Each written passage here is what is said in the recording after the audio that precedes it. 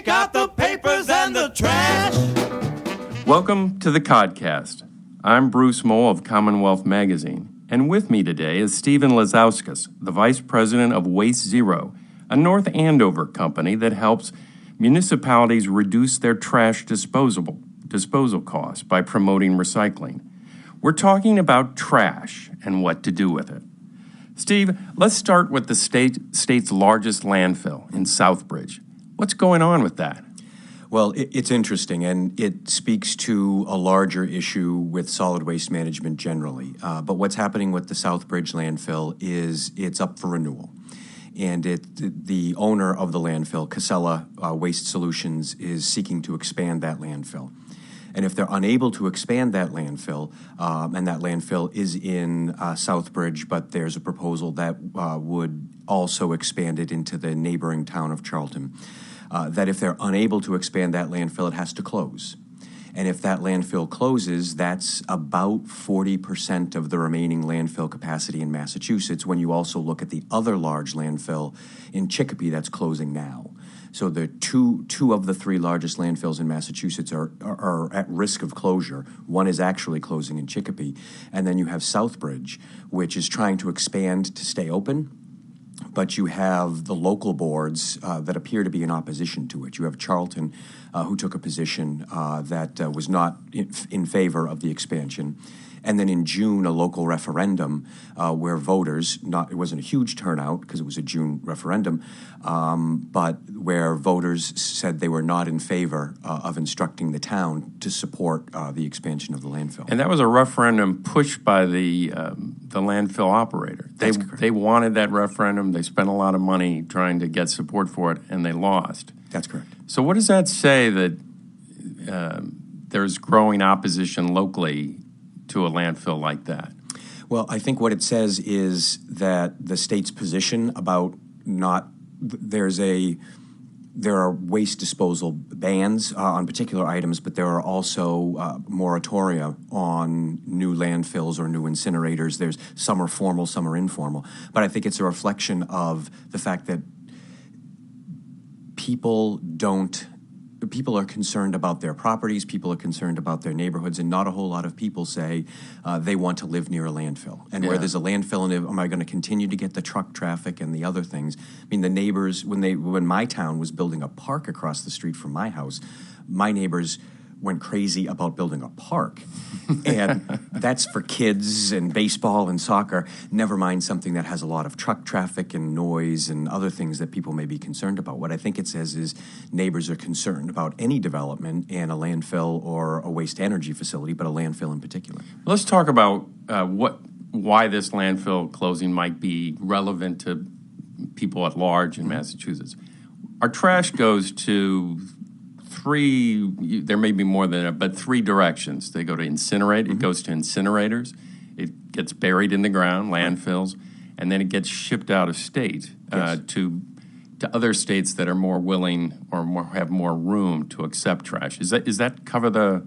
That's exactly right. Yes, that's exactly right. So so shutting down two landfills, what kind of predicament does that put the rest of us in with what to do with our trash? So stepping back just a little bit, in the 1980s, there were about 300 landfills operating in Massachusetts. Today, there are 8 that accept municipal solid waste. There's a 9th, and there are several others that accept just ash from incinerators. But when you look at the 8 landfills operating for municipal solid waste in Massachusetts, they're not all created equally. You have 3 that are for host communities only. So the community that owns the landfill uses it for its exclusive purposes. So now we're down to 5 MSW landfills. And when you look at closing 2 of those, you end up with a couple of things. Landfills take about a third, maybe it's a quarter now, of our solid waste in Massachusetts. And if you shut off 40% of that, now that trash has to go somewhere. We're either going to reduce it, but we've not shown a strong inclination toward continuing to reduce waste. So that material has to go somewhere. The waste energy facilities, the incinerators in Massachusetts, are at capacity. Now, I think they could burn more, but they're at the capacity of their air quality permits. So they're not going to accept more material. So if you're losing landfill space and you're not increasing recycling, and half of the material that's being disposed of is recyclable, so we could do it, but we're not, then that material has to go somewhere. So that 300,000 or 400,000 tons of material every year has to go somewhere, and there's only one other option, which is exporting it. And from my perspective, that's where the conversation is really important. Are we backing into a solution, or are we proactively moving into a solution? That as the landfills close, the material has to be, something has to happen to it. If we're not talking about what we want to do with the material, do we want to increase recycling? Do we want to do more incineration? Do we want to expand these landfills or build new ones so we can keep the material locally? Or do we want to export it to places that we can pay to take the material? That's a decision. And I don't think it's a decision we should be backing ourselves into, because there are environmental and financial implications that are pretty significant. But it does seem like we're backing ourselves into it because no one really talks about trash very much. It seems like, I've used this analogy before, but we all in many communities, you put your trash out at the curb, someone comes and picks it up, you don't have to think about it anymore. It's just something people maybe don't want to think about. But up on Beacon Hill, they don't seem to be talking about it very much either. So what is the situation up on Beacon Hill? What are they proposing to do about this situation? Sure, and this is an interesting issue because the state establishes the regulatory framework for this. They say they approve landfills and waste-to-energy facilities or don't. They approve the annual permits and continuation for it or don't. But they don't generate or control the generation of the material. Cities and towns do. But the cities and towns don't control, they generally speaking, a couple exceptions, don't control the disposal assets. So you have something that sort of falls in between both. The state is not directly impacted, its cities and towns are. But the cities and towns don't control the disposal assets, so they're generating it and could impact how much material is generated, how much people recycle or don't. Policy decisions drive that very specifically. But because they're not seeing the disposal assets in the way the state does, it sort of falls in the middle. And so you end up with the Commonwealth. Senator Pacheco, Mark Pacheco from Taunton, as one example, has proposed for a number of years now a performance standard for solid waste that would help cities and towns reduce trash and increase recycling. There have been other proposals to help increase recycling and reduce trash. There have been things from the bottle bill, which is a well-known and somewhat or more than somewhat, it's a controversial subject. There are a variety of things that have been discussed, but not a whole lot of traction. And I think the reason is, as you highlight, is because it's something people don't spend a lot of time thinking about. But if you step back for a minute, people don't spend a lot of time thinking about it. Okay, but what is the result of that? Inefficiency is the result of that.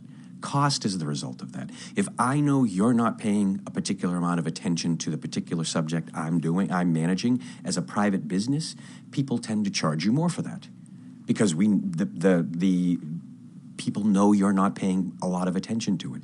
So the result of that inattention is, number one, we're generating a whole lot more trash than we need to. The recyclable material that could be created could create jobs for people who need it, people who have the highest unemployment rate in our economy. That's not happening because we're not paying attention to it.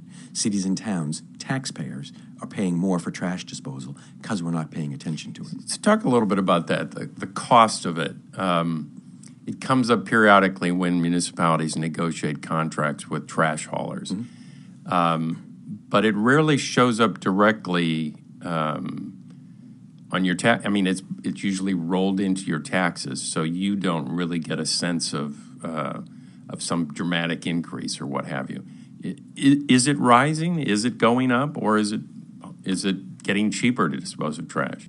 So that's a great question. So the price of disposal goes up and down based on market conditions. In the U.S., in the Northeast, our disposal costs are the highest in America. So our costs are very, very high when you look nationally. And regionally, what we're seeing is, and if you read the financial disclosures of publicly traded solid waste disposal companies and other things, they're banking on pretty high increases in annual costs for trash disposal. In other words, they're banking on the fact that, and they publicly disclose, landfills are going away, so we're going to be able to charge more for the landfill space that we have or for the incinerator's capacity that we have. So that's known, that's disclosed out there. So what we're seeing is the cost increasing. But the problem is the resident generates the trash. And because the resident generates the trash and their tax bill, they pay annually, quarterly, whatever, there's not a line item for trash and recycling. But even if there were, it's so divorced from the decision they make as to whether to throw this bottle in the trash or the recycling. Because there's no connection there, people generate a whole lot more trash. I mean, if we look at pre-Civil War in Massachusetts, water was a public utility. We didn't have the metering technology. It was developed around the Civil War. So everybody paid, roughly speaking, the same. And what happened is when we implemented metering technology, we saw water usage drop by about a third because people could affect how much they pay. Even some of the large condo buildings that are sub-metering water in the 2015, when they're doing it, you're seeing a 30% reduction in water usage. Decades after we told everybody, hey, don't waste water, when you drive that decision, when you let people make the decision and feel the financial impact themselves, they make different decisions. Same with gasoline, same with electricity, same with clothing, same with bananas, same with everything. If you pay for what you use, you make better decisions. And because we're not doing that in Massachusetts, in every city or town, we do it in a bunch of cities and towns, but because you're not doing that, the cities and towns that don't generate a whole lot more trash, which has impacts for everybody, because that trash, mostly recycling, needs to go into the landfill that you're using, that I'm using. So if I'm making a good decision and somebody else isn't, their bad decision still fills my landfill. Right. So the metering equivalent with trash are policies that generally don't put the onus entirely on the resident to pay the full cost, but they pay a share of the cost of disposing of the trash. The most prominent example are the pay-as-you-throw programs, yes, where in many communities you have to buy a sticker or buy a specific type of bag to put your trash in.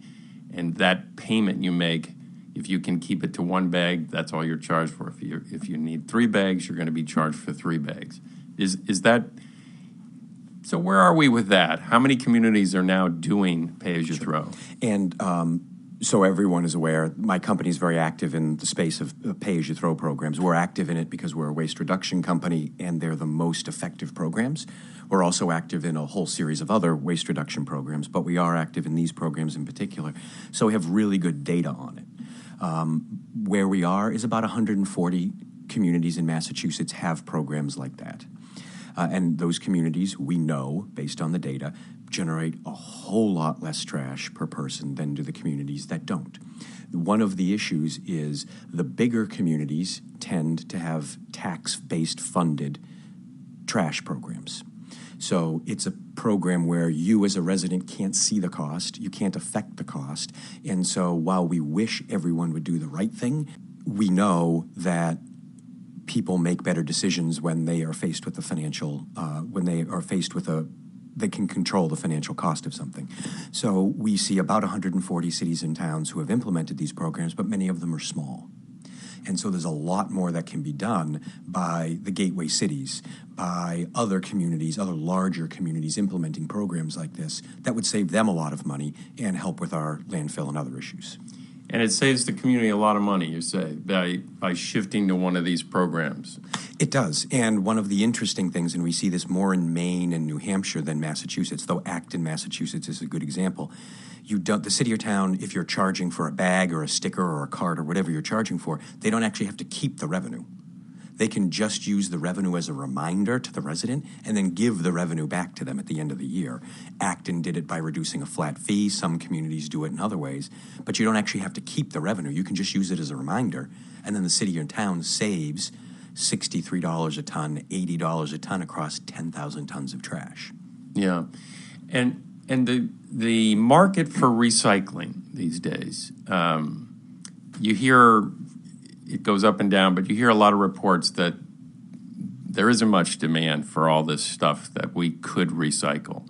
Are we paying to get rid of it now, or are there markets for newsprint and paper and cardboard and bottles and what have you? So another very fascinating question. So there are two answers to that. Number one, as you said, markets go up and down. So are there markets for the material? Yes.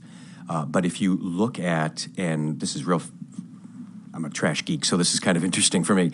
But if you look at a community that collects the material on what we call deep sort. So if you're Wellesley, for instance, where the residents drop the material off and sort it for you, versus single stream, you receive two very different prices for that material.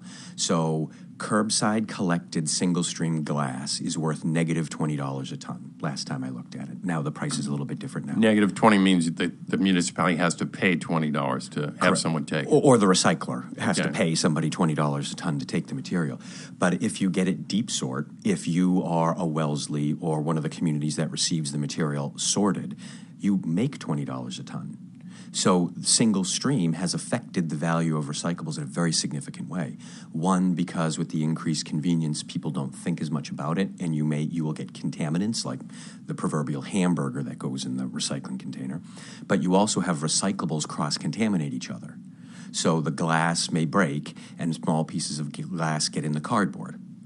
And now my ton of cardboard is only 1,800 pounds of cardboard and 200 tons of cardboard, of crushed plastic and crushed glass. I'm not going to pay you as much for 1,800 pounds as I would for 2,000. And then I have to process it differently. So single stream has changed the value of the material. So the prices do go up and down, but they go up and down differently based on the way the material is processed before you get there. The material being more valuable if it's collected dual stream, where cardboard and paper, which are the bulk of material anyway, are collected separately than bottles and cans. That's one set of value, and the other set is a single stream value, and that puts you on the lower end and impacts a little bit where you can sell the material because people don't want the contaminated material nearly as much. Are there curbside communities that do, I think they went to single stream to make it easier for people to recycle. Yes. But are there curbside communities that do separate it out more? Yes. So if you're looking at a Belmont, for instance, Belmont collects paper and cardboard on one week and then bottles, cans, and everything else on the other week. There are several communities in central Massachusetts that do that. And there are several communities in New Hampshire that are actually switching back from single stream to dual stream, because their processing costs, their recycler said to them that they're going to have to pay $80-something a ton for the material, the same as they were paying for their trash, because the hauling cost is so much and the material is of so little value. So they said, well, let's split it back out. My 83% of the material that's paper and cardboard, I want to preserve the value of that. Sure, it may only be worth $50 a ton or $80 a ton, but it's 83% of my material. That's where most of my value is going to come in. Let me protect that by collecting that separately than my bottles and cans, because my bottles really don't get contaminated with crushed glass. Right. The fibers do. So there are communities that are moving in that direction. So many cities and towns now are starting to pay their processor for processing their recyclable material. So the industry went to single stream and then realized, well, the quality of the material is dropping, my cost of processing is increased. So I'd like to share that cost with cities and towns. So you have cities and towns that are now paying $23 a ton or $17 a ton, whatever it is, for the material to be processed. There's still a market for that material at the final end, and cities and towns that negotiate their contract the right way will get a share of that value back. Right. So now what about a community like Boston? I live in Boston, and I'm stunned continuously about you can put virtually anything and everything out at the curb, and voila, it goes away and doesn't come back. And on my street, it's very evident that some people are pretty good about recycling, but I'd say most people are not. They just, whatever's convenient, they throw it in that bin and off it goes. Right. And yet, as I understand it, Boston has made some progress in reducing the amount of waste going to, I think, incinerator landfills. Yes. what are they doing? How are they doing that without making it pay as you throw? So there are a number of things communities can do to work at the margins. And so if you look at a Cambridge, for instance, Cambridge does a really nice job, but they spend a lot of money to get there. So you can do education. Now, talking to residents is something we've been doing for 30-something years. So you're going to invest a lot of money, and your marginal outcome for that is relatively small. So I know Boston's been doing a lot of work trying to talk to multifamilies, trying to reach out to people at a real grassroots level, and that can have an impact. Pay-as-you-throw is something, as one example, that overnight you're going to see a huge difference because people are responsible for buying and using these bags, and that changes behavior enormously. So there are things that one can do. If I were Boston, I would pay particular attention to the multifamilies. Because multifamilies are required to recycle, but you'll see some of these buildings putting out 10 trash carts and 1 recycling cart. And if you look at a multifamily environment, that shouldn't be the case. I mean, in a single-family environment, maybe it's 50-50 for somebody who's doing a really good job. For myself, my town recycles every other week. So every other week, I'll put out about 70 gallons of recycling. And I put out 1 13-gallon bag of trash. Sometimes it's not full every week. So I'm roughly 35 gallons of recycling every week and 13 gallons of trash. So I'm not saying everybody should do that. I work in waste reduction. I'm kind of a nut about that. But 50-50 from a volume standpoint makes some sense. So if you have a lot of these multifamily properties that are putting out 10 times as much trash as recycling, there's something going on there. And that's one of the things that's really impacting, as I look at the data, really impacting Boston's recycling rate is Boston is the enormous amount of very large residential units will limit Boston's ability to really push recycling. You can do a great job because there's really good accountability in 1, 2, 3, 4, up to 6 family buildings. But after that, if it starts to break down, because Boston's 60-some-odd% that large building, that's really going to create a problem. Mm-hmm. So you can do education, you can do outreach, but where I see a real limiting factor for Boston is its ability to penetrate into the large multifamilies. Strange question occurs to me. So we're downtown. You can look up and you see this magnificent Millennium Tower down the way. What do people in a building like that do? Because I don't see them schlepping the little blue carton out or a roller. Do they just put it down a chute and it goes off somewhere down in the basement, or how do they do it? Yeah, so that's interesting. Every large building handles a little bit differently, and it really depends on the age. If you look at the most advanced high-tech systems, there are some multifamilies that have rotating carousels of chutes. So I press this button, and this is going to go in the recycling chute, and I press that button, it's going to go in the trash chute. It's one chute, but it diverts the material. Right. There are buildings that do that. Some buildings will, in the room where there's the trash chute, you've got the trash chute, and then next to it you have some blue recycling barrels that I can bring my recycling into, and then hopefully it goes into recycling. It just doesn't get thrown conveniently in the trash. So every building will handle it a little differently. Some will use dumpsters. And so you have a trash dumpster, and then the question becomes, how convenient is recycling being made for residents? One of the things that, because I do some work with Boston, I will get feedback from residents who say, I just can't recycle in my building. Or there are 10 trash barrels, but the reason there's only 1 recycling cart is because that's all that's available. So what do you do as a resident when recycling is no longer available in your building? I have spoken to residents who carry it around looking for public recycling spaces, those big belly compactors the city has, but that's only going to catch 0.5% of the people or 1% of the people. Everybody else just makes the decision, well, I guess I have to throw it in the trash. So that's a really important issue, is how that's managed. Right. Now, the folks in Boston, city officials, have always maintained that if they did a pay-as-you-throw program, that there'd be a lot of dumping going on in the city, that I'd take my trash down, and as I'm driving by my neighbor's house, I'll throw it out on their lawn or whatever. Depends who the neighbor is. Depends on who the neighbor is. What do you think? I've always thought, I agree with you that these multifamily dwellings, that's where the difficulty would be. But is it doable in a place like Boston? I think it is. So if you look at Seoul, South Korea, it's 2 million people. And they have a bag-based pay-as-you-throw program. And not only that, but they make the residents, and this may actually be Singapore.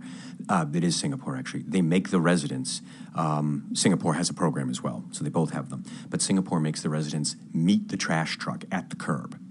So it goes down playing the ice cream truck song, right, very, very loud, at the crack of dawn, and residents have to bring their bag and physically hand it to the gentleman or the gentlewoman on the back of the trash truck. And it works. Now, every community is different. Yeah, that wouldn't go over here. That wouldn't go over in Boston. But the point being, so EPA, for instance, as you raised the issue of illegal dumping, EPA has looked at that. And when you look at illegal dumping in most communities, they don't start from a baseline. So there's a perception that there's illegal dumping, but they didn't start with an understanding of where illegal dumping was to begin with. So that's a flaw in the analysis that would need to be figured out.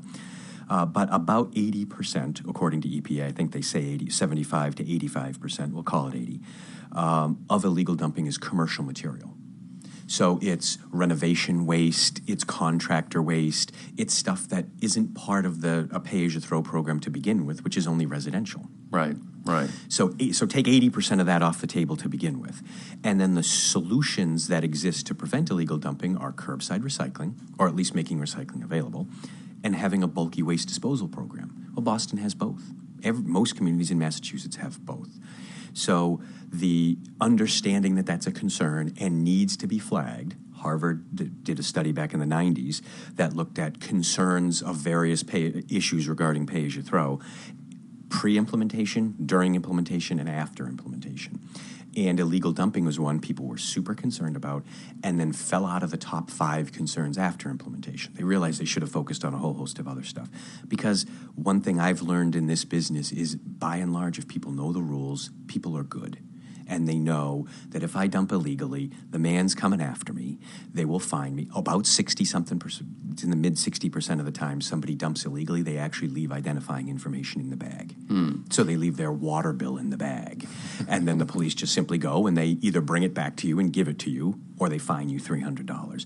So it's something to keep an eye on. It's something I'm not minimizing, particularly in a big, very complex city. But New York City issued an RFP and is now evaluating it now for New York City to go bag-based pay-as-you-throw. So they're going to be evaluating these issues in great detail over the next year or so. And it'll be interesting to see. New York is a different scale, but if it can work in very large, complex cities, I would have confidence that we could figure it out here as well. Right.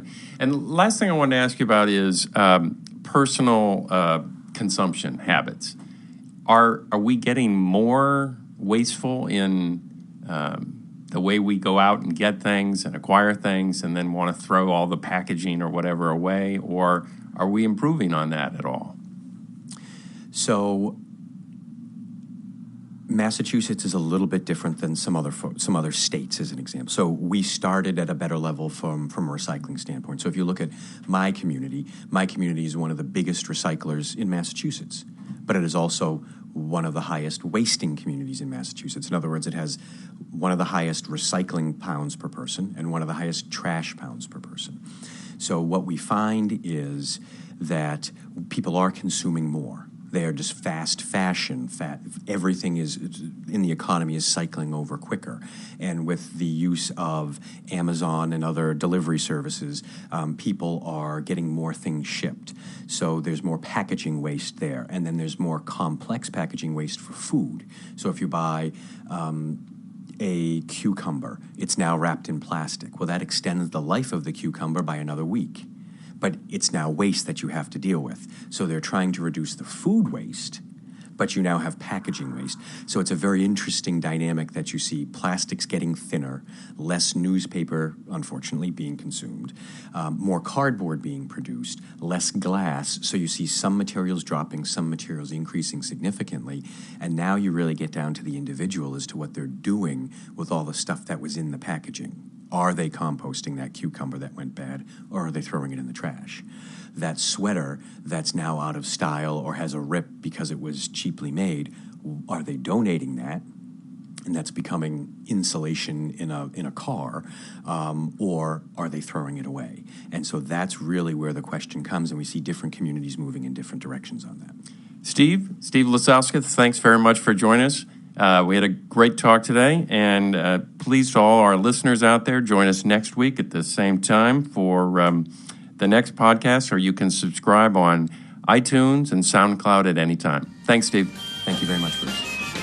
Oh, I love trash. Anything dirty or dingy or dusty. Anything ragged or rotten or rusty. Yes, I